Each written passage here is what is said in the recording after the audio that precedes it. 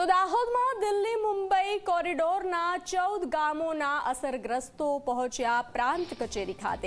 પાક નિષ્ફળના વળતરને લઈને ખેડૂતોએ પ્રાંત અધિકારીને આવેદન આપ્યું। પ્રાંત અધિકારીને કોઈ નિર્ણય લેવા માટે અપીલ કરાઈ છે। દિલ્હી મુંબઈ કોરિડોરનું કામગીરી બંધ કરવા માટે ચીમકી ઉચ્ચારી હતી।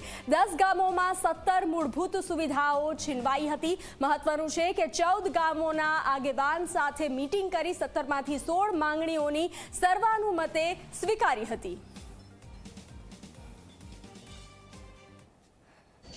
કેન્દ્ર સરકાર દ્વારા દિલ્હી મુંબઈ કોરિડોર હાઈવે જે ઝાલોદ તાલુકાના 14 ગામોમાંથી પસાર કર્યો અને એ હાઈવે પસાર કરવાના કારણે જે અમારા 14 ગામોના આદિવાસી ખેડૂત ખાતેદારો હતા એમની જે મૂળભૂત સુવિધાઓ હતી એ સુવિધા આ હાઈવેના કારણે છીનવાઈ જતા છેલ્લા 3 વર્ષથી અમે અમારી મૂળભૂત સુવિધાઓ બાબતે અનેક આંદોલનોને આવેદનપત્ર આપી ઉગ્ર આંદોલનો કરી હાઈવેના કામ બંધ કરાવી લડત લડતા જઈને આવતા હતા।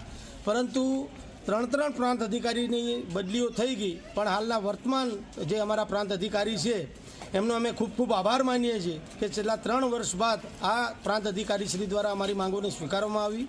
જે અમારી 17 માંગણીઓ હતી એ પૈકી 16 માંગણીઓ સ્વીકારી ગઈ છે, પરંતુ હાલ આ કોરિડોર હાઈવેમાં અણઘડ માટી પૂરણ કરવાના કારણે જે અમારા 14 ગામના ખેડૂત ખાતેદારો હતા એમનો પાક નિષ્ફળ જતા એમના પરિવારને ગુજરાન ચલાવવું ખૂબ અઘરું પડેલ છે।